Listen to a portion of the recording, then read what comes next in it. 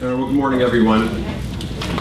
I'm Rob Atkinson. I'm president of the Information Technology and Innovation Foundation. I want to welcome you to, I think, a very interesting event this morning on the role of information technology in driving innovation in America's schools. And we have a great panel this morning. We're releasing a report today, which is out on the table that you'll see. So I want to introduce our two speakers and our respondent. But before I do that, I just want to set up context of why we're doing this. ITIF focuses mostly on innovation in the commercial economy, if you will, and IT, and how it's driving change and growth. So we've done a lot of work in health IT and broadband and all. Why do education? I think the answer is really twofold. Is that the key to innovation is not just innovation in the commercial sector, but it's innovation in all parts of our economy. And as I think our speakers will allude to, the education system in the U.S. is striking for several factors, but one of them is the lack of innovation. What you see in the classroom today and the structure of schools is not very different than when I went to school 40 years ago. Now, name me a major industry in the U.S. or a major company where you can say that's the case. You really can't, because they're all out of business.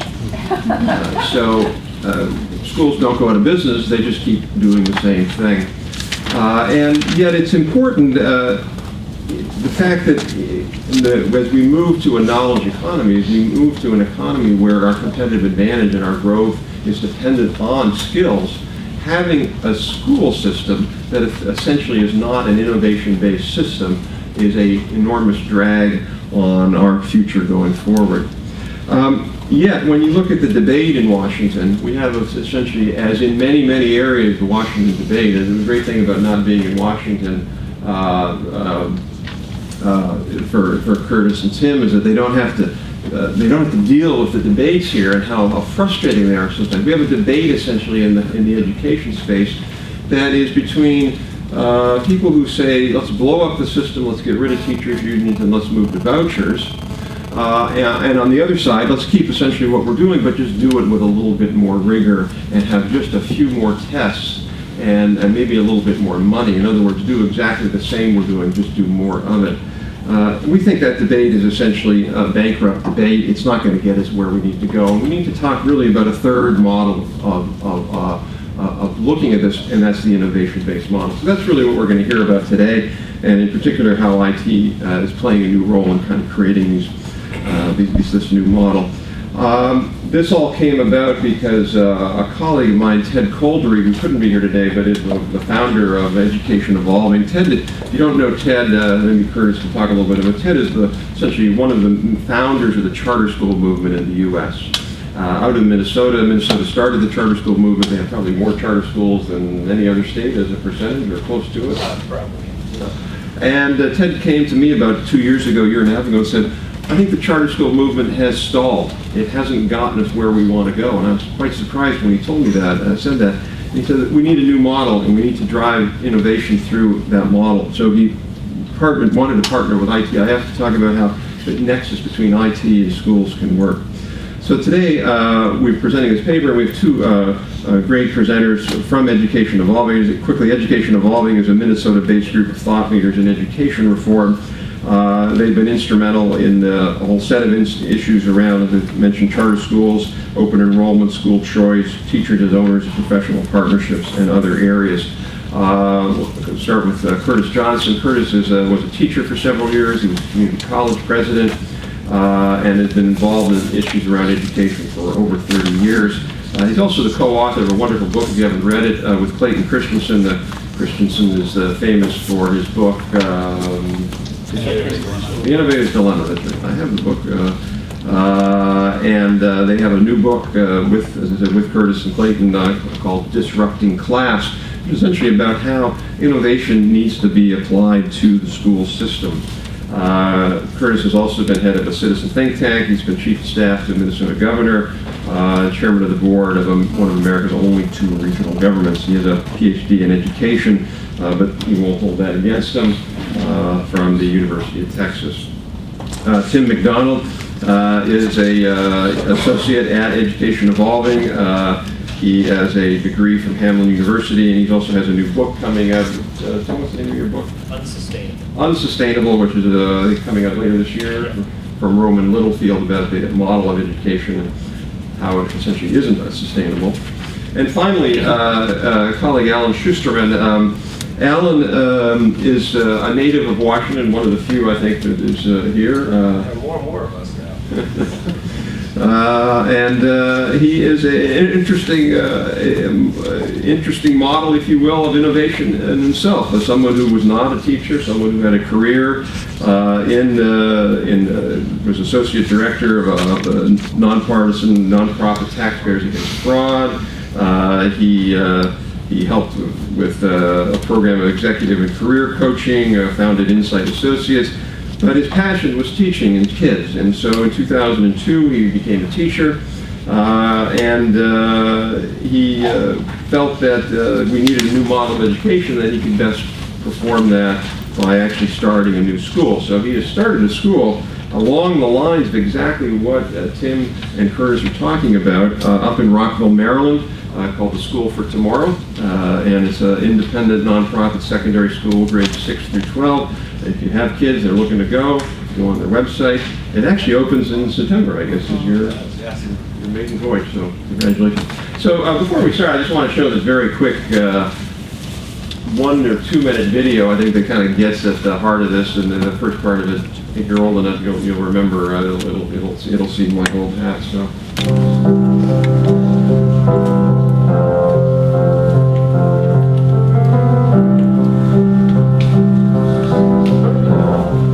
Change 4.5 yards at the peak.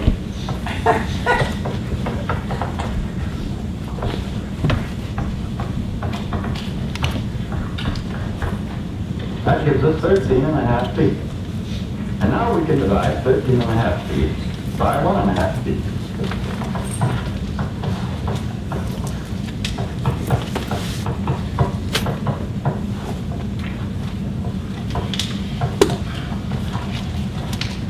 Right answer is 9.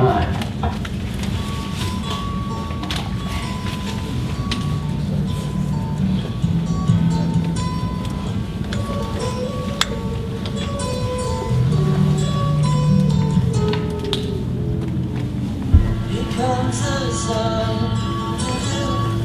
Here comes the sun. I say it's alright.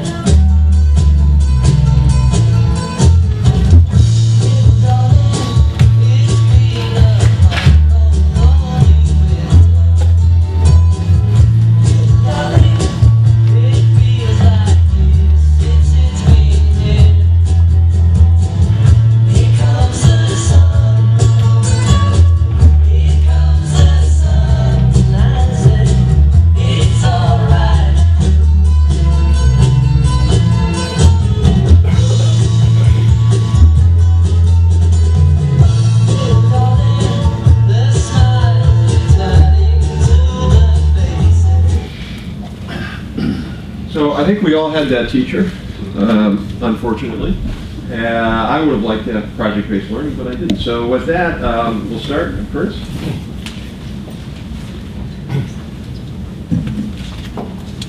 Thanks, Rob, and good morning. He mentioned Disrupting Class. Could I be bold enough to ask how many of you have already heard of that book? Been out a year? How many have actually read it? Okay, well, that's not a bad percentage. Normally, there would be little men in black suits surrounding me if I didn't hold one up in a public appearance. I don't have one. I gave my traveling copy away last night to somebody. But let me just say, I'm going to take a talk I usually do in 40 minutes and compress it to 10 or less. So I'll probably talk fast, leave out a lot, but the purpose here is to provide some context for what Tim will describe as the paper that's being released today. And in a very real sense, the message of Disrupting Class is that context. The essence of this book is to take what was teased out of research across many different industries, from disk drives to plows to electronic appliances, a whole bunch of industries in which there were common things that you could derive about them, in terms of their capacity for innovation. And we literally in the book took those lessons and the theory that you could derive from it and stipulated that they would apply to schools if you're willing to think of schools as an industry. And that's the mind shift that you've got to make, and they are. And it helps to understand the two fundamentally different kinds of innovation that are out there.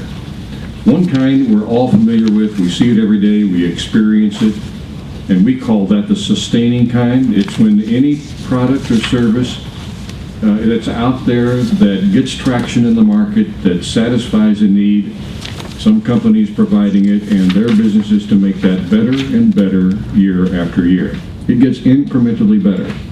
As a matter of fact, for most of us, most products we know, they get better than we can use. You don't drive your car 100 miles an hour, or you shouldn't, but it'll do that. Most of us can't do half of what our computers are capable of. So the product gets better and better all the time, and sometimes there are even breakthroughs that happen in that trajectory. But the other kind of innovation is something that starts outside of that usual plane of competition. We think of these things as upstarts. We call them the disruptors. This is the disruptive kind of innovation, and it comes on the scene, and it has a very predictable journey to kind of taking over a market. And the characteristic journey is that it starts out not very good. We have to remind ourselves that the first Toyota was not a Lexus. It was a Corona. And it was really kind of a pile of tin with bad seats and a weak engine. Most of you are not old enough to remember that. But this is a very typical thing. The thing that starts out to disrupt the markets usually starts at not being very good. It usually, secondly, appeals only to people who are not being well served by the dominant products or the dominant services. If you think about the first Sony transistor radio, it had awful quality. The little thing had a tinny sound to it, but the innovation there was portability. You could take it, teenagers could take it to the beach and listen to rock music away from their parents. That was the innovation involved.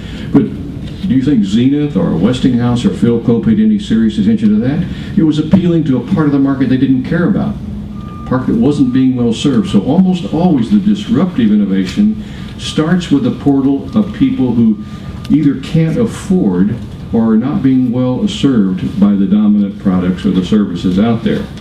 And because it appeals to that part of a market, the dominant players don't care. They sometimes even welcome this kind of innovation. Then, of course, you know how the story always ends.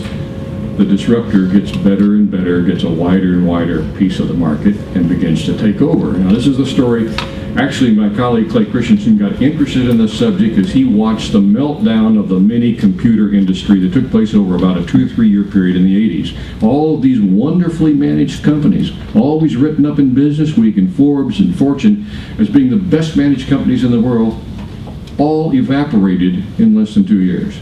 And then they got written up and said that the reason was bad management, was the same management, and Clay started to wonder, how could smart people get so stupid so fast? And he began to see the pattern that was going on here. So if you take any industry you want, any industry, the smart people who are running the best offerings can look out their windows and they can see this change coming. They can see the disruption taking root. And you ask yourself, why don't they adapt? Why don't they respond? And the answer is startlingly simple. It's because all enterprises are driven in their decisions by 3 things, and really 3 things only. One of them is resources, and that's pretty obvious. You got to have cash, you got to have equipment, you got to have people. If you don't have resources, you're not going to be able to do anything. That's the easy part. But the second piece of it is something we call processes. Kind of a bland term, but what it really signifies is the way we do things. And any enterprise evolves ways of doing things from whatever works. Now, you try things early in the life of an enterprise. Some things work, some things don't. You tend rationally to repeat the things that work. Those evolve into something you can think of as an organizational culture, and they become so embedded, so implicit that people who work there don't even have to talk about that anymore. You just kind of know this is the way we do things.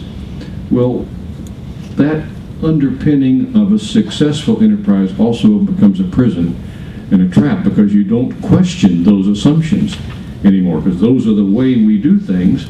And the third thing is priorities. You can't do everything, so you value some things over other things. So when the mini computers were going down, I mean, do you think that digital equipment, they had engineers who could build a PC, but their best customers didn't want a PC. And if you're old enough to remember the early PCs, I mean, they had no memory. The little Intel 280 chip was so slow that if you were a good typist, you'd have to slow down to let it catch up with you. That satisfied no possible purpose in business organizations that were using these mini computers. Really weren't many. They were a little bigger than this lectern up here, but they were a lot smaller than a mainframe that would fill up this whole space. Their best customers didn't need that, didn't want it. So it made no sense for them to do it. When they were selling $250,000 machines for 40% profit margins, why should they sell a $2,000 machine for a 20% profit margin? So their priorities stopped them from doing what they otherwise could have done. This happens in industry after industry, time after time. So about this point, you say, yeah, but education is different. The school, even if we think of it as an industry, is different. Well, sure it is. For one thing, it's layered in politics. Local school boards that are elected, state governments that are the macro board of directors, and now even the federal government thinks that it's kind of a directing player. Now, you might think, if you look today at the automotive industry or banking, maybe schools aren't the only industry layered with politics. But nonetheless, they've been traditionally layered with politics, no question about it. And they also are burdened with shifting expectations.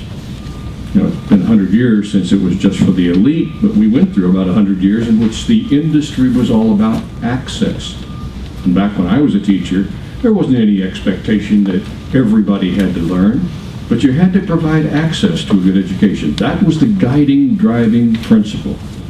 And somewhere in the last decade, that shifted. The goalpost got moved, and now the expectation is that every child needs to be ready for the kind of economy we're going to have and the kind of society we're trying to forge. Nobody's ever really declared that before. No nation's ever made that commitment. Certainly nobody's ever done it. So in that respect, it is different. But that's not the problem we face. And in Disrupting Class, we assert that the problem is that the operating model of the school industry is totally out of alignment with 21st century realities. Let me just give you a fast sample, and Tim may give you a more exhaustive one. Think about the assumptions. The way school is organized, the assumption obviously is that knowledge must be hard to get at, difficult to access. So you got to have an adult in front of the room to tell you what you need to know. Now, if you know any young people, any of the millennial generation, you know how hard is it for them to find out things they need to know? How hard is it for them to get information they are looking for? There's just an alignment that's totally out of character. Now, secondly, that all the relevant knowledge that young people need to know can and should be organized into courses based on subjects, and those courses can be put in proper sequence. Don't dare try to take chemistry before biology. And that the content of that can be delivered by somebody we call a teacher to people we call students through a phenomenon we call instruction, and then confirmed as having been properly received through something we call a standardized test in a reasonable period of time. Now, you ask yourself if that's the way young people organize the learning that they seek. No. For them, it's much more integrative. It's all mixed up. The word mashup didn't get there by accident. It's not done in silos, and it's not done one thing at a time. We think, as a matter of national policy, that we can get improvement by demanding it. Isn't that the essence, the spirit of the No Child Left Behind legislation? Well, we're just not being tough enough. We've got to get better performance. We've got to get the teachers to do better. We've got to get the students to do better. And if they don't, we'll punish them or we'll stigmatize them. And yet we ought to know by now that this generation, if they want to learn, you couldn't stop them, and if they don't want to, you can't make them. And that the crucial dynamic is motivation. So you've got to figure out how can we arrange schooling so that both the teachers and the students in the class are motivated to do everything they can. And then maybe worst of all in this business model, we continue to assume that all kids can and will learn the same things on the same day, in the same place, at the same pace. This is what Tim would call a batch model. Standardization, treat them all alike. And yet we know that there are at least 8 different kinds of intelligence, 5 different learning styles, and that people do things at a different pace. We know that, but the schooling model does not practice that way. And in this standardization, it seems to have become the inseparable cousin from standards, and yet they need not, but we do everything in this standardized way, despite the fact that the way kids learn is in a highly personal way. So let me finish by just setting up Tim and saying that the conclusion we come to is that not only is this not necessary, it is not sustainable, and it is yielding to a different model, that there is a new platform out there, and it perfectly conforms to the profile of a disruptive innovation. And it is this platform of what technology makes possible, the online learning, the software that now is available for the kinds of learning that the young people are seeking, and it follows that journey just right. The first generation of this stuff was not very good. It was an add-on. It tried to mimic the experience of a classroom, and it didn't do that all that well. But for people who didn't have any other choices, it was pretty good. I mean, if you were isolated, if you were homeschooled, if you were sick or whatever, this was the only way you could get German, the only way you could get English or whatever, it was pretty good. But it wasn't very good. And then we've lived for the last decade or so through what you might think of as the 2.0 generation, in which it was getting better. It was getting a little more colorful, a little more creative, the scope of the offering getting a little wider. And what's happening now is we're entering the 3.0 version of online learning, in which the offerings out there are more robust, they're more interactive, they're more differentiated by learning style. And you just take chemistry, the chem lab course. You can go to a library and check out the equipment to do at your home, and you take that course, it'll be better than all but 0.5% of what you could find in any classroom, in any state, in any community in America. So we're entering that kind of phase, and this radical customization, the radical personalization that it's making possible, we're arguing is massively disrupting this traditional model. And it's still easy to write it off because, you know, a few years ago it was only a few thousand people. A couple years ago it was 1 million people involved. But we show with something that you derive from theory called an S-curve, a substitution curve. And the reason people are sort of complacent about the rate of change is you spend a lot of time on the up ramp of that curve, in which the change appears to happen pretty slowly, and then all of a sudden the change takes off like a rocket and people wonder what happened. Well, we're just about to hit that takeoff period, and what you see in the book is we deal with this complacent period by draining the algorithms out of the S-curve and linearizing the trajectory. And when you do that, the movement of online learning that is massively disrupting the traditional K-12 sector is about a 45-degree slope. And you can see that somewhere around 2017 or so, it becomes the majority of enrollments in high school. That's not very far off. So you ask yourself, if you're in this industry, what do you do? Particularly if you're more than 18 months from retirement. You can sit on the sidelines, be a spectator, take notes, you can wring your hands, you can whine, or you could try to do what relatively few players do in any industry, and that's getting involved in your own disruption. And the lesson that comes out of all of that research, all of those industries is there's only one way to do that, and that's to provide separate space and radical autonomy. Two fast examples. The only computer company that survived the transition from mainframes to minis to PCs was IBM. In both of those steps, they created a separate place and gave engineers radical autonomy. That's how they got the mini computer in Rochester, Minnesota. And in the early 80s, they sent about 30 engineers to Boca Raton, Florida, rented a warehouse for them that was geeky and poorly lit, the kind of stuff they like, and told them to ignore every memo they got out of Armonk, New York. Just build a PC. In 1962, Dayton Hudson Company, one of 319 department store companies at the time, started a little thing they call Target. And instead of letting it report to the department store company, instead of letting it report to the superintendent and board, they had it report directly to the board. With a charge to grow as much as you think you can, and if you take over the whole company, God love you. Well, you know how that story ended. Contrast that, if you will, with General Motors and Saturn. All the fanfare 20 years later of creating something they said would be autonomous, would be different, would be distinctive, they would leave it alone. General Motors didn't leave it alone. The Auto Workers Union didn't leave it alone. They gradually sucked it back into the same business model. So the dilemma is out there for people who are operating in the school industry, whether they're going to wake up and see that this disruption is happening and that it is actually good for the young people that we have, or whether they will continue to resist and be like General Motors. Yeah? Well, you know, Moore's Law tells us that the capacities of technology are going to essentially double every 2 years. And online learning as it exists today is not going to be online learning in 2017 when it becomes a majority, as Kurt projects.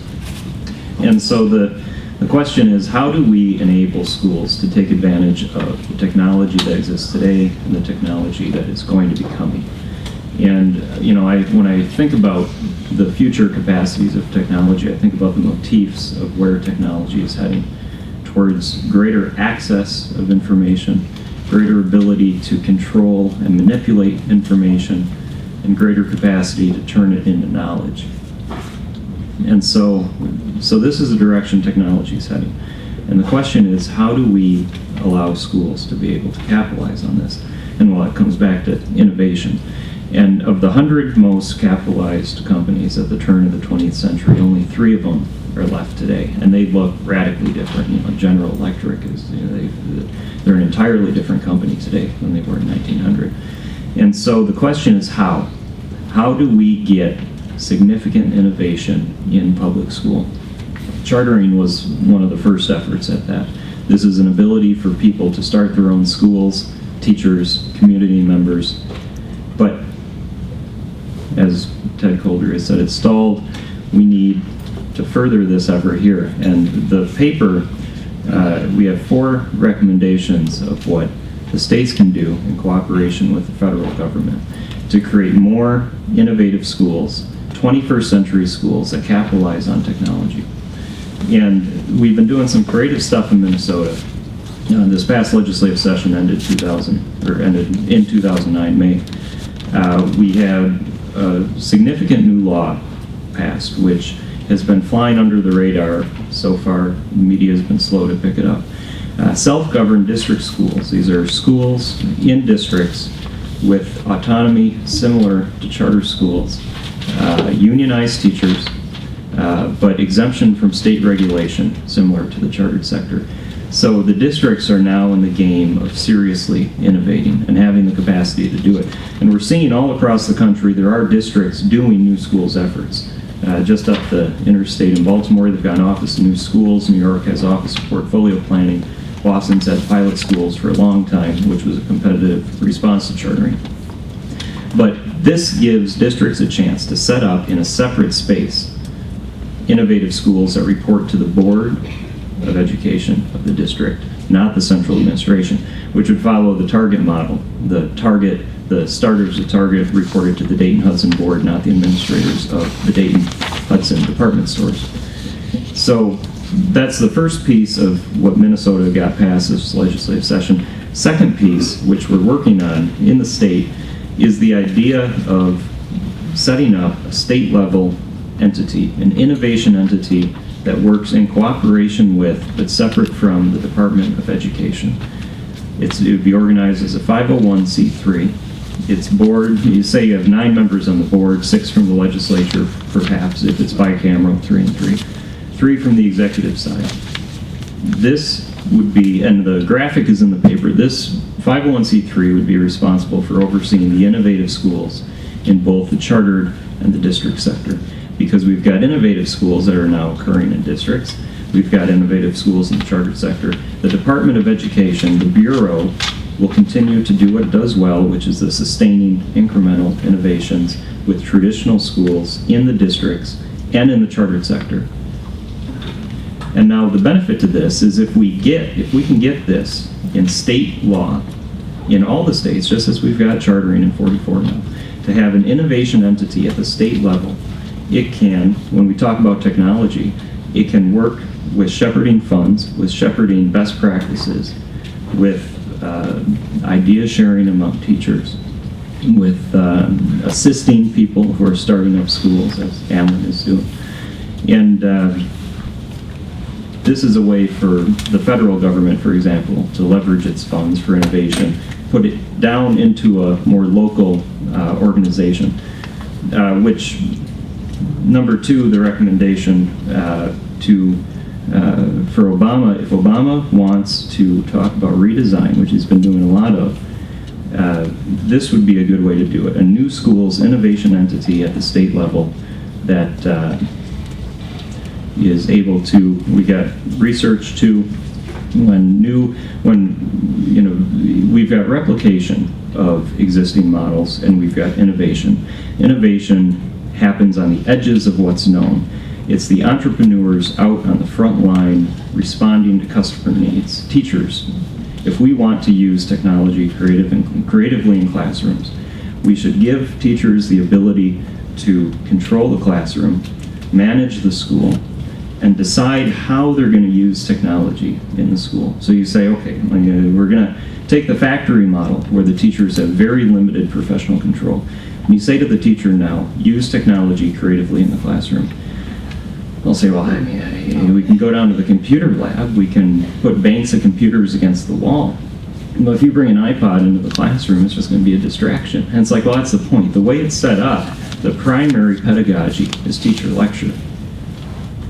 But technology disintermediates the process. You don't need the adult now to convey the information. The students can access the information, and the role of the teacher changes. The teacher becomes a coach, a mentor, a guide. Project-based schools are, they're a good example of this. The teacher is an advisor. Meanwhile, the student just uses a computer, uses the internet, uses a smartphone, accesses information as they will. And this model, giving teachers control over their classroom and their school, is going to be in keeping with the motifs that technology is following towards greater access, ability to control information, ability to process it into knowledge. So the role for Congress and for Secretary Duncan in this is they've got these resources. Duncan has an enormous amount of money. The lion's share of it is going to backstop sliding budgets, funding the system as it is. But he's also got the Race to the Top funds, and he's got innovation funds. Now, it's difficult for the federal government to be a venture capitalist with independent schools. It's too difficult. So what they're talking about is funding replicatable schools that have already been proven. And in Education Evolving, we like to separate replication from innovation. And we say, well, replication's fine, we need replication, but really we should be in the business of innovating. And so the federal government, Congress, and Duncan now, can fund these state-level innovation entities, and they can use the money creatively to start these things. Obama could be speaking directly to the states, who are the architects of the education policy in the United States. Each state, they're the ones who design the education system. This is a prerogative of the states. Obama can talk to the states and say, here is how innovation happens, here's how it works most efficiently. Have at it this way. And the fourth recommendation, No Child Left Behind, is very constraining for innovation because it's tied to the factory model of school. standards, assessments, everyone learns at the same rate, everyone's tested on the same thing, it necessarily goes to the lowest common denominator. And we see this all over the country, where you raise standards a little too high, students don't meet them, it's a political firestorm, so you just lower the standards again. We need, if we're going to be experimenting with new and different kinds of schools, we need to have the ability to assess these schools outside of the parameters of No Child Left Behind. Now, content matters, and we have to have certain content requirements, but how you go about assessing achievement, what is achievement, how does a student demonstrate their achievement? If we want schools to be radically different, which they will be if they're technology driven for the information age, then we need to be able to assess them outside of the traditional standardized test. And so one of our recommendations then to Congress when they revisit the reauthorization is to allow for that. So, Alan, a school entrepreneur, one of the guys on the front lines who is meeting the needs of students as he sees it, you could probably speak to the experience of starting a school and the challenges. And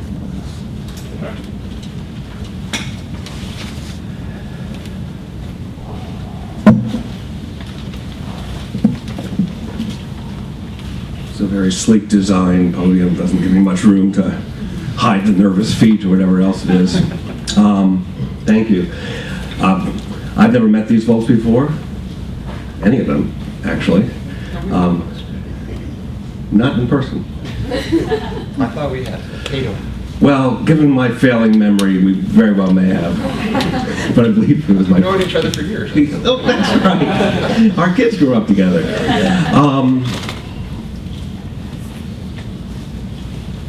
Everything these folks say, I agree with. They're doing great stuff. I've got a slightly different perspective, because where I'm coming from is the kid, the student. And what I've done is something that, believe it or not, I can't find anybody else who has in this country, which is simply start from scratch. And this is where you're right. You got to do it from the ground up, okay?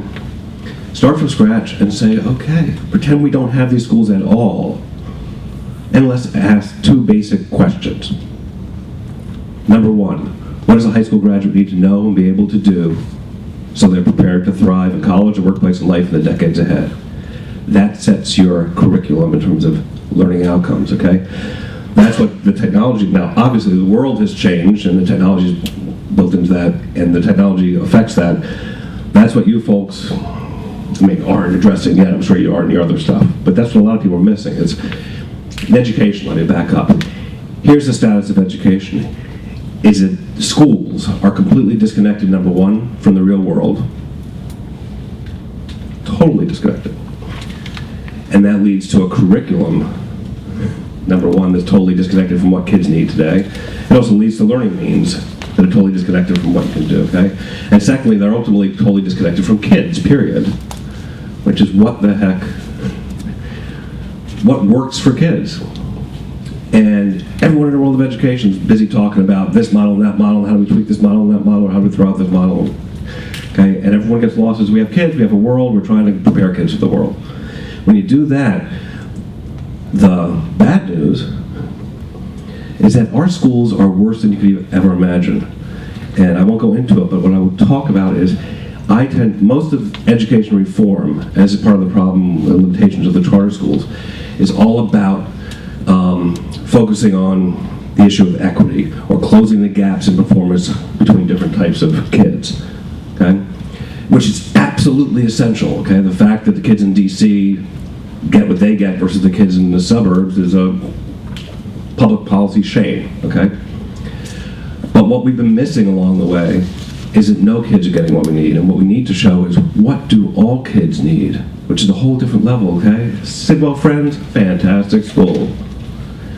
Graduates of Sidwell Friends are not getting anywhere near the education they need for the 21st century, both because the ends that they're aiming for are missing a whole bunch of stuff, and the means, as we know, they're not beginning to use technology. Where the technology comes in, when you ask the question, the second question is, what's the best way for kids to learn?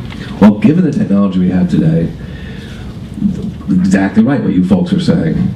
It's a whole different model that you can create for learning that is exponentially more powerful and more effective and more efficient than anything that currently exists right now. So what am I talking about? Let me, big picture. Okay? Schools, in terms of the outcomes, were designed to basically create walking encyclopedias. That's the image, that's still what they focus on. Okay? Jamming our heads is fact. Yeah. Now, what do we need to be creating today is human beings who are lifelong independent learners who can learn something new every single day of their lives in response to the changing world and their changing lives. Okay? Because the technology, right, is pretty much made a moot to have to carry around all the information in your head. But the technology has empowered us all as individual learners. And that's what we have to do. So curricularly, everything kind of flows down from that big picture. I'm not going to go into details now because I'll be here for a couple hours and you'll all be asleep instead of just a few of you.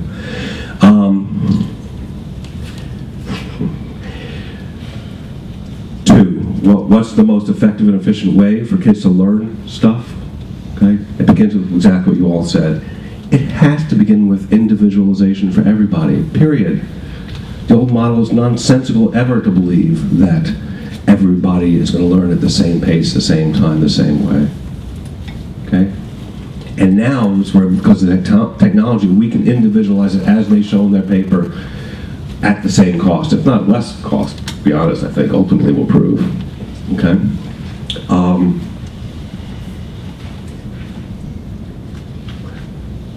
Let me say something, just leaving the technology part, and just talk about what I'm talking about in terms of the kid-centric focus and how that, the technology naturally comes into it, but how other things come into. Let me throw out a concept here. Let's say you all, I'm assuming you all, if you're working, have white-collar jobs. So let's say you all went into your, whatever your workplace is tomorrow, and your boss announced to you, guess what, from now on the job is going to consist of meetings all day long. Step one, okay? Step two, most of the agenda in these meetings is irrelevant to anything you do or in your lives. And the final clincher, no snacks allowed. Now, I don't say, oh my God, that's the worst possible learning environment, working environment we can come up with. If that's exactly the environment that this model puts teenagers in every single day. So you don't have to get to technology, and by the way, it goes back to, you could have the technology and you could use it well, but the fact of the matter is we have kids, the way our school starting times are designed, and the way our drinking and eating rules are designed, 90% of the kids in this country arrive to middle and high school sleep deprived. We know it, it's built into the system. And then most of them spend all day thinking about when are we going to finally get to eat or drink something. Okay? So that's why the technology, huge part of the picture. But you got to start with the very basics. Let's at least let these kids show up, you know, with a decent night of sleep, and let them eat and drink when they need to, and then let them access things. But that's how far we are from where we need to be. Now, in terms of how we get to where we need to be, the reason I am starting an independent school is because I love this concept of separate space and radical autonomy. Absolutely. And where these folks are way ahead of the regular game is that people are still fighting over charter schools and vouchers, and none of which have really produced any real innovation. For a lot of reasons that they ultimately don't have separate space or autonomy, and they're still beholden to the current system. So you need to create that. I'm doubtful whether you could really create that in the public sector. Give it a shot. Thank God at least you have, Minnesota sounds like they have a new law, and we'll see what happens. But where you can create it is the private sector. So that's what I determined that, you know, the goal of my school is to have that freedom and autonomy to show exactly what a school can be, when it's completely untethered from politics and untethered from bureaucracy and untethered from the old ways. And what I hope is that we will become a shining light that can show how a different perspective, a different approach to education, taking advantage of all the technology in the world, will produce results for every single kid that are exponentially better than anything anyone else is doing. I truly believe this. And you do it with a lot less stress, too, which is a whole other thing. Analogy, I'm just going to final analogy and I'll get off the little stage here, and I'm still having trouble adjusting to this microphone, which I haven't quite figured out, so I apologize for. Okay. Here we go. Just to get, I just want to leave you with this image to kind of understand what my understanding of the state of technology is. Excuse me, the state of education is. And I love the education industry. By the way, a lot of the stuff the words you use and the approaches you do are stuff that I've been saying. Other stuff is stuff that I've now stolen in the last month.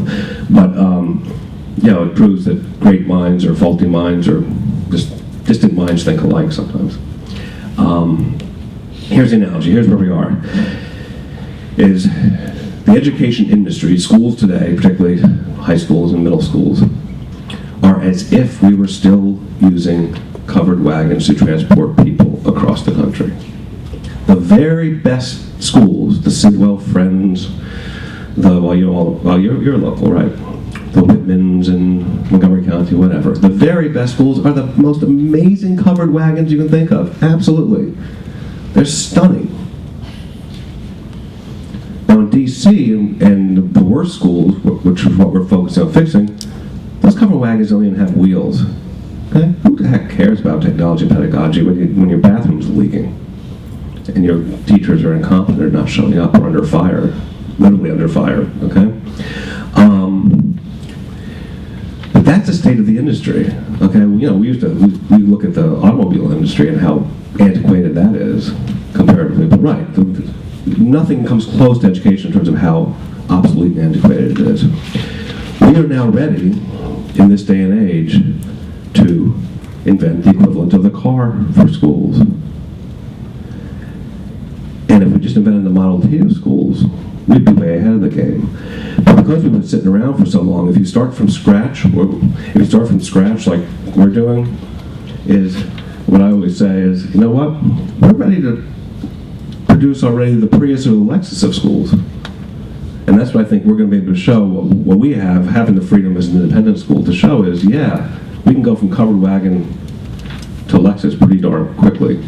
But by the way, if you all could at least get a Model T going in Minnesota or elsewhere, again, we'll be way ahead of the game. And my message to you all is, please, please, please, read their book, first of all. If you live in town, come visit my school in September and spread the word to everybody that there is a different way, and a radically different way, in a way that you're going to show that every kid is capable of so much more than they're able to show in today's schools. Thank you. Well, thanks, Al. We can applaud everybody at the end. We will adjourn precisely at 10:30, so I want to open it up for some questions from all of you, but I want to just reiterate kind of one key point which I think we touched on in the talk, and I think it's important because when you talk about technology in schools, a lot of people have this view of, well, aren't you talking about just using the internet or things? And I think what's really, to me, in working on and reading this paper, the most critical thing about it is if you think about technology, and you use the analogy they're using or the model they're using, which is school is a production process. It's like any other industry. You're taking an input, you're providing an output, and you have a production process in that middle. And the production process is determined fundamentally by technology. And that's true in every industry. And if you look at what happens in industries, what IT has done is it has created what economists or engineers call mass customization. So it essentially has allowed industries that prior to the use of information technology were producing a small number of products in a large output, batch output. What the technology now allows them to do is produce a massive number of products, many, many different ones. So if you all remember from your childhood, I remember my childhood, I was so excited when Converse came out with they had 3-color tennis shoes. It used to be they just had white, but then they went to black and green. And so when I would replace my tennis shoes, I'd go and Dad, I want to get the green ones. And that was mass customization. Excuse me, that was mass production. Now, if you have kids today and you go out and you look at tennis shoes, I mean, they have lights on them. They have, thousands of different models of tennis shoes. The beer industry is another good example. I'm growing up with Schlitz, Budweiser, and Miller. And if you really wanted to be risky, I grew up in Chicago, you'd drink Stroh's. Or Hams, I forgot Hams, the beer. Well, now there are 10,000 beer companies in the U.S. And it's, again, all because technology makes this mass customization possible. So what we're really talking about here, I think, is a different kind of production process, moving from batch production to mass customization, moving from the teacher being this sort of shop foreman to really being this facilitator, all within the context of innovation in the institution. So, so with that, let's turn over to you if you have questions or comments. If you want to just raise your hand and identify yourself first. Yes, ma'am. Technology innovation. My question is for Curtis. I'm really interested in your perspective, your take on technology for students with disabilities, and particularly how you're thinking that technology will kind of impact classification for students with learning disabilities, and in fact it's going to have an impact. Her question has to do with the impact on the opportunity that technology makes possible, particularly for students with disabilities. And I can respond to that, I think, on 2 levels. One is that obviously anybody that would not have prospered in the conventional classroom setting now has opportunities that are different. And it kind of levels the field. You talk to teachers in particular who have migrated from the traditional sector to the online sector, not because it was a journey they planned, but because they got laid off. They were at least senior in a cutback. And they will almost always testify that they have more one-to-one connection with students in the online platform than they ever had in the conventional classroom.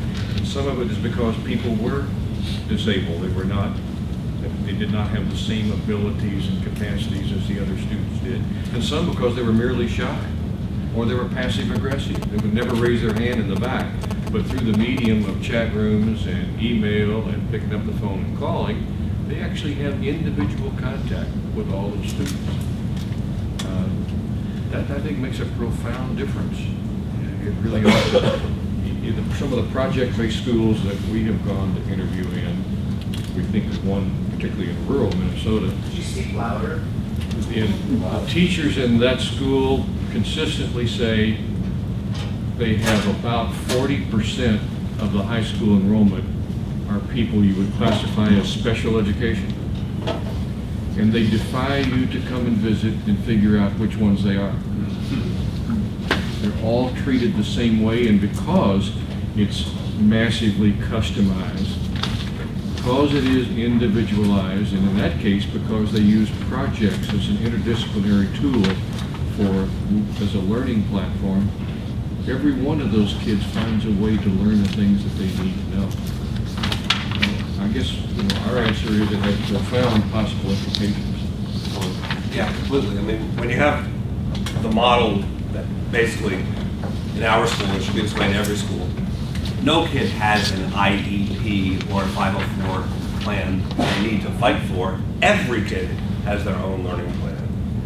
So, because every kid is different. So one, that erases the stigma for these folks who end up having to be shepherded off or boxed into some place just because they have a learning, and of course, learning disability, some learning disabilities are purely a product of the fact that people don't fit into this box, and they define it, you're disabled because you don't fit in the box. And other things are, I think, scientifically specific. But either way, the new model, which the technology enables, allows everybody to be treated as an individual, to receive the attention they need, and then everyone is capable of, given everything we know, of learning. It totally changes the whole game for these folks. Yeah, I think I think of technology as a combination of labor and capital. And capital is the digital electronics. Within the labor, we have new models now. In order to Louder, please. Yeah, in order to properly apply information technology, you need to have an environment where the teachers are able to use it creatively, redesign the classroom, redesign the school. And so that creates a project-based environment, for example, or it creates an environment where the students are doing more of the information gathering on their own, which it frees up the teacher to customize their relationship with the student more and to become more of an advisor. And that's why when you go into these project-based schools, you can't tell which kid is classified as what, because they're all learning at their own pace, and it customizes the pace of instruction too. Let me say one more thing, since I'm brought up the learning disability, LD community. It's more and more what we realize, or what we'll see, is folks that have these certain identified deficits come with tremendous strengths also. And when you give them the opportunity to, like we do in the workplace, to play to your strengths when you need to, then everybody has a chance to shine in like the project-based thing and whatever else. Because it's not just like the disabled person just always disabled completely across the board. It's rarely the case. You've got right here, and then your other piece right here. Thanks. My name is Ron, and I'm an intern for Partnership for Diversity Skills. Although I'm just saying this from my experiences as a recent student in the public school system. We always talk about how we fall behind, say, China, India, Korea in terms of math and science and education. But if we look at the curriculums there in those countries, the math, for example, the math curriculums are actually a lot more siloed than the math curriculums here. Like, for example, you learn like algebra and you learn geometry, and you have a very strong foundation in each. And when I think about math curriculums that I had in elementary school and middle school, I think they were way too integrated. They try too hard to integrate subjects that aren't necessarily even related. They often just had kind of like pockets of knowledge of each subject, but they didn't really actually understand what they meant.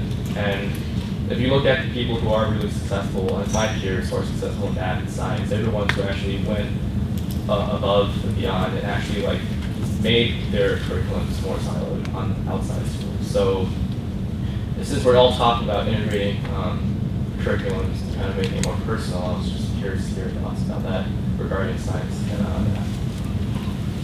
This is a ongoing dilemma for the United States. When we think we have fallen behind on something, we look around and figure out who looks like they're doing this better, and then we see if we can organize ourselves to imitate that. That usually does not work very well for us. I think even though most of us would argue that whatever the era of American exceptionalism was, it may have gone away. But there is something in the culture and character here that remains distinctive. And even though Singapore, Korea, China may actually do a better job in the silo of doing the subject mastery, getting the rote memorization, being able to pass the standardized test, look good on NAEP scores. If this country is going to have anything like success in the 21st century, we probably better stick with what works best here, which is this more innovative way of thinking, staying out of the box, not being rigid, allowing the integration of all this stuff. It's a different path to take entirely, and who knows whether it will work or not. It gets you into a debate we need to have about what is desirable and acceptable achievement. Do we really need every young person to be really good at the same things? That's at the core of the belief system wrapped around No Child Left Behind. What if somebody isn't really interested in learning Algebra 2, but they're really good at making something, and they're very creative, and they think naturally in an integrative kind of way? Is that okay?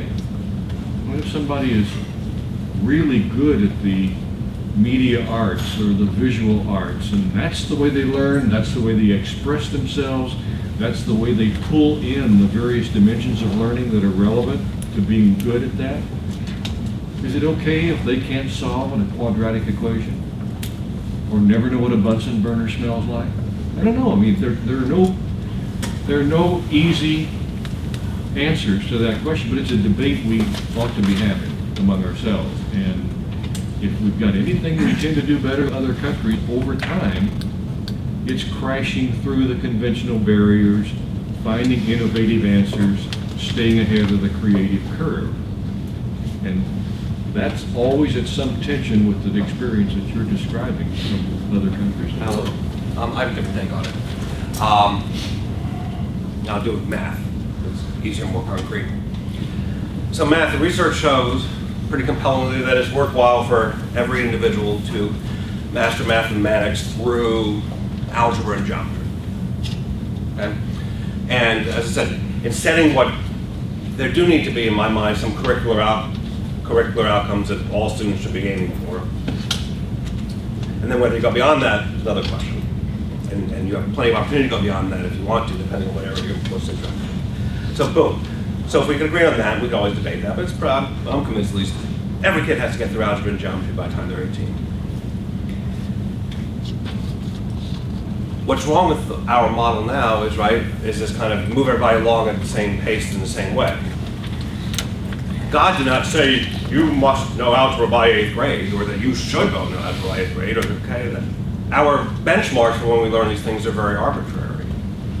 So if you set up a system, again, technology enabled, that lets kids learn math at the pace in a sequential way. And math, by the way, this project-based concept works for a lot of stuff, but there's absolutely nothing wrong in math to teach math as a separate subject, because math very logically follows upon itself, and it's very foundational. The key is make sure you get the foundation at this level before you move on, right? What we have in our schools, and what we still have, they're not perfect over in the rest of the world either, is at any given time you got a kid sitting there in math class who's either in a holding pattern, because they've mastered whatever this is, they're ready to move on, or so they're wasting time, they can be way ahead of where they are, or secondarily, even worse, which is why we have so many people who can't do math in this country, eventually they got to get pushed along because the conveyor belt's moving. Sorry, we can wait and try to bring everybody up to snuff, and that's what we do while these other people wait, but then move along.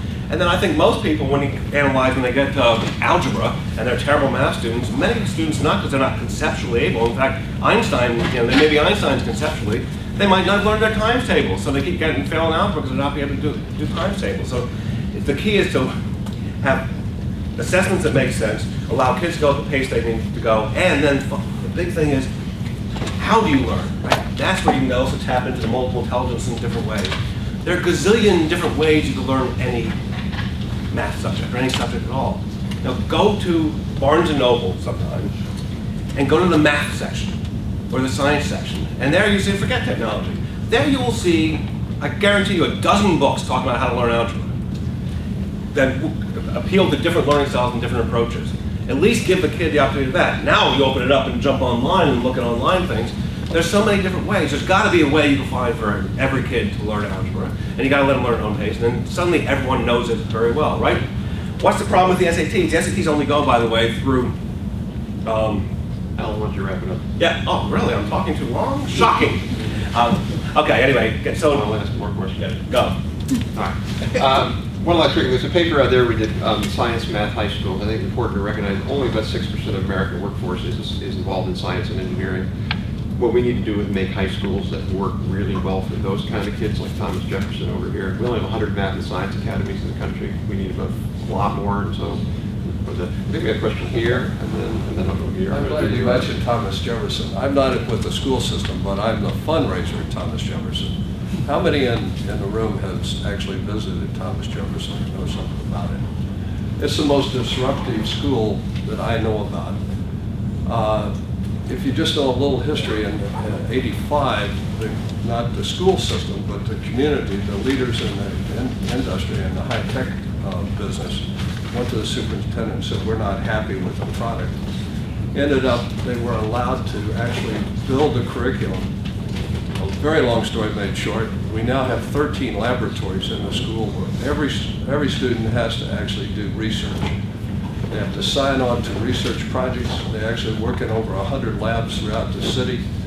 They actually publish their research. We've moved education further and further down preschool, so we've never moved research down. These are all very gifted kids, and they can make huge contributions even in high school. I'd love to hear your comments about how you accommodate the gifted. And I invite all of you, I'll leave my cards, to come and see what we're doing. You know, we've got one colleague that used to teach biology 100 years ago, and he says, I knew even then I had students in my class who would know everything you needed to know about biology in this course by December, if I could just get out of their way. But we didn't have any other courses they could start taking in December, so we subscribed to the principle that God ordained that every course is of the same length.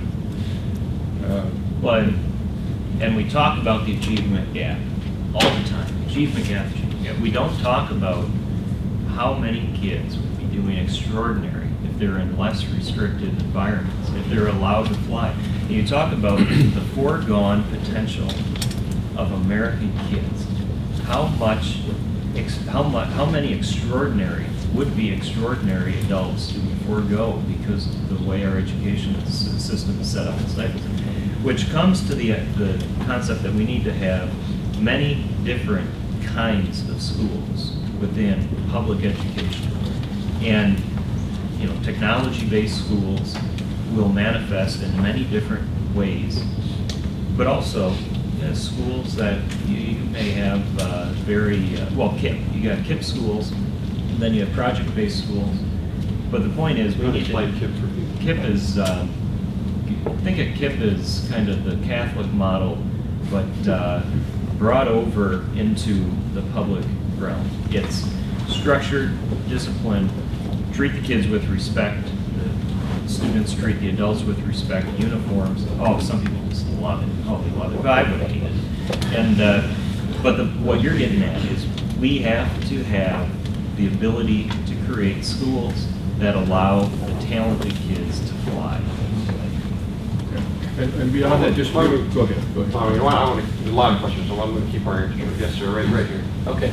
Hi, my name is Nathan, and I'm a former high school English teacher. And I've heard a lot of talk about IT as a way to revolutionize our school system. One thing I didn't hear too much about today, I'd like to know your thoughts on, is how do we use IT for the kinds of higher level thinking that comes out of project-based learning? I've heard a lot of talk about IT as a use for time shifting and just like space shifting and remote learning and learning at your own pace. But how do we engender that kind of higher level thinking with this kind of technology? That's a hard one. In that I think that our first impulse is to say it happens. With this generation of young people, that kind of integration of what they can find just happens. You don't have to engineer it. You certainly don't have to force it. And I tried to say earlier, the very nature of what is now available to get in the information technology platform is just so expansive. Whether they're a kid about to soar or somebody slipping behind, I mean, just think you could have the experience of what a diver at the Great Barrier Reef can know. Or you could tour the British Museum in a granular way better than you would get maybe with an actual individual guide and being there. I mean, just think about any subject you want to, the ability to integrate that into what your learning objective is. I mean, I think it's... Engineers have and will come up with ways to get kids to learn quicker, faster. Intelligent tutoring software that responds, here we go, and it responds in real time to how you're doing, and so it figures out where are the gaps in this kid's knowledge, and that stuff, that kind of technical stuff is going to continue to evolve. That's here. You move over here and you look at the fact that kids growing up today use digital electronics fluidly to access information. And presumably, if you allow them to access information, consume it as fast as they can, and then help them cultivate it, they'll just learn much quicker.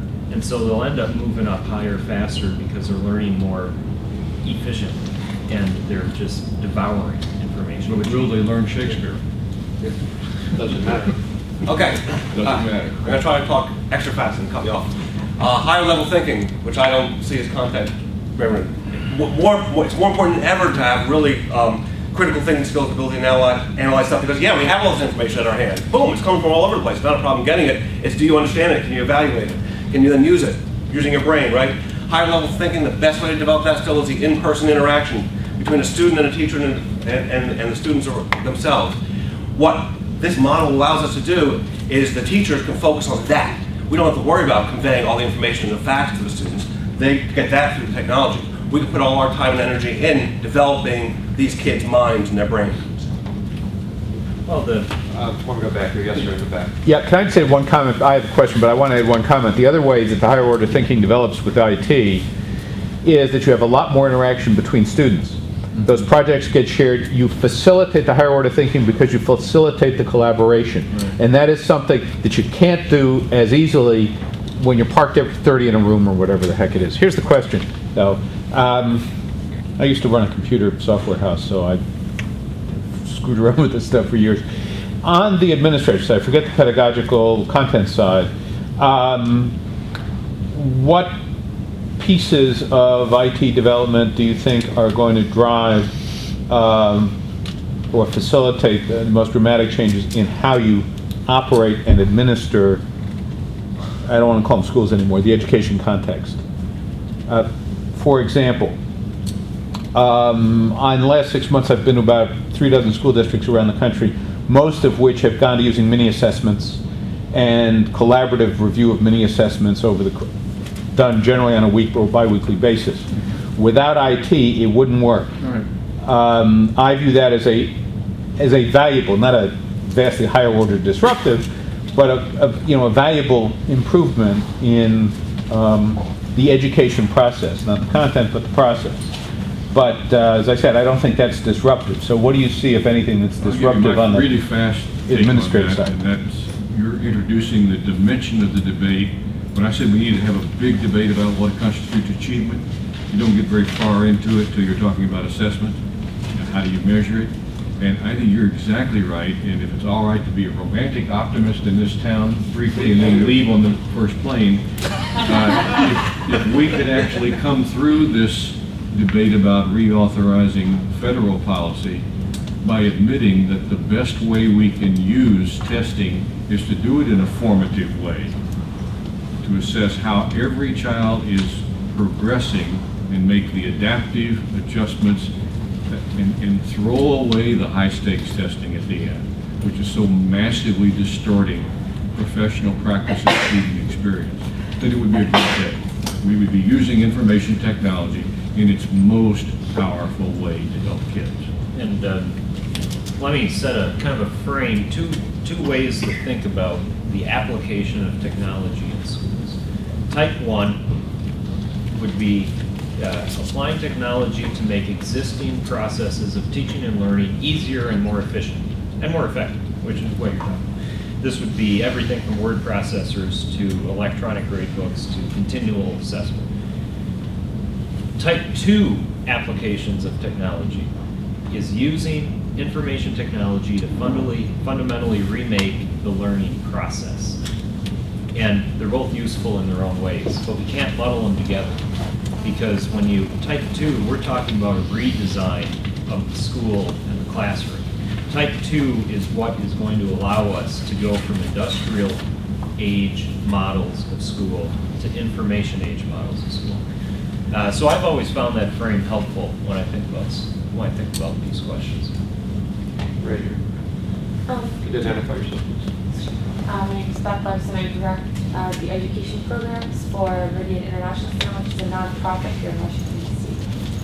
Through our programs, we work with over 40 to 60 BCPS and BC public charter schools. So my question is for you, and believe me, I'm a big fan of project-based learning. It's great. It's great to be in this kind of environment. but I want to know about resources and the selection process. The realities of the schools here in the district are very real and dire, frankly. Just in 2008, they were able to put one computer in every classroom, just one.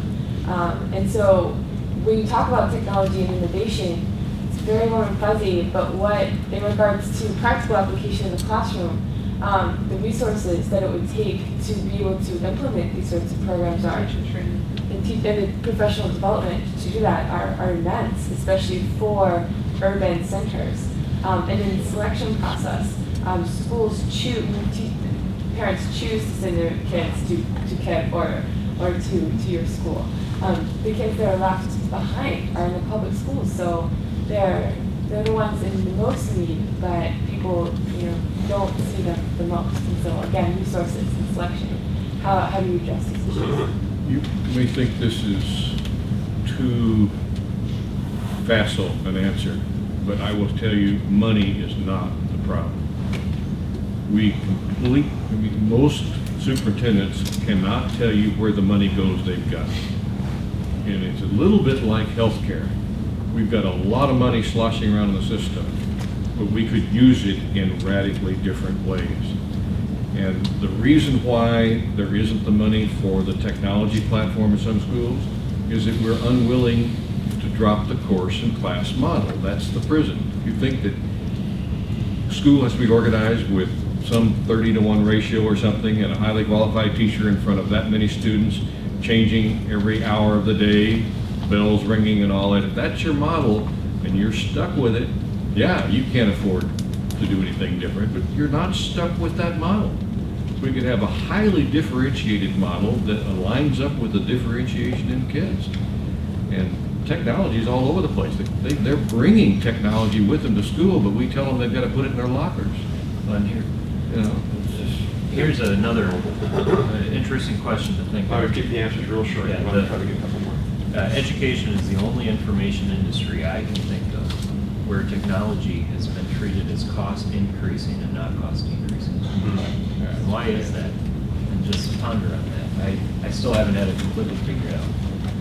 Right, as someone who's creating a school budget from scratch, technology is by far the biggest bang for your buck. It's inexcusable that every school that started from scratch. It's inexcusable in a private school sector where they have more money than even the public school sector in schools, that they still just have computer labs as opposed to fully integrated technology where, like the laptop costs how much now? $500, $600? Can I just add a footnote to that? Thomas Jefferson's budget is provided by the school system, but the labs are supported by the charity that we created. It's $1 million gap every year just to keep these 13 labs up to snuff. And it doesn't come from the school system. And you go talk about sending more kids to MIT than any place in the country, and you talk about funding the labs, it's a non-starter. Just add, you might want to look at the Microsoft School of the Future in Philadelphia. It's in probably the poorest neighborhood in Philadelphia, and it's worth talking to them because I think we were up there. I think what they said is they're able to do this on the same budget. But it's a pretty amazing school where they're using technology in a very innovative way with some of the poorest kids in the poorest district. We have a question here. We're going to get a couple more. Yes, sir. Identify yourself. Yeah, my name is Kevin Davis. Father of four. I have 4 kids in the elementary school system in Montgomery County. My question is, what you're all talking about is selling the mill. If you're going to sell the mill, it strikes me that, I have a dog at home. He knows a lot of tricks because he's young, but I have wide exposure to the elementary schools and middle schools of Montgomery County, and I can tell you that a project-based approach might work with a teacher that has just been taught the state of the art. This is how our approach is going to be. But how do you realistically make this impactful and happen in a period less than 10 or 15 years if you've got the same issues of a workforce that doesn't necessarily have that approach embedded in their DNA for teaching? It seems to me like it's a real long-term I problem. got a one-sentence answer. Massively grant permission to be different. Some will take it, some will not, but massively grant permission. it'll happen. But you gotta let it. One last question. I'm Jessie now, also from the Meridian International Center, and along those same lines, I've been in the classroom for several years now, and would want to know, I sort of have come of age like on the cusp of technology, a lot of the technology as many of us have, and my question would be, what is the advice then for teachers who are looking to the next decade ahead? How would you all advise them that they need to be retraining to be ready for what's coming? Beyond just we'll get familiar with the technology, what would you advise them to do? And how do we give them the resources to do it? Well, all we can say is we sympathize with that, and colleges of education, schools of education have produced what we have today. The good news is that some of those are rethinking, and some of those are trying to disrupt themselves by starting separate tracks that would actually give teachers preparation to do online or to do project-based or to do a much more differentiated variety of learning models, and even prepare those teachers who want to run schools themselves, who want to organize professional practices and be completely in charge of their work. Some of us think that the opportunity to do that would hold a high percentage of the 40% of young teachers who quit in the first 5 years because they just don't like the management labor model and they see it heading to a career that's a dead end. So we got to hold on to the talent once we get it. But the preparation track and the professional development opportunities that come after you're a teacher really does need to fundamentally change. Your point's well taken. I promised people we'd be out at 10:30, so a couple of quick housekeeping notes. Slightly different topic, but next week on Monday we have an event here on green innovation. So how do we do that right in the country? And then next Thursday we have an event on innovation, how the tax code can promote innovation on the corporate side. So hopefully you can join us for those. Please join me in thanking a great panel, Curtis, Tim, and Alan. Thank you so much.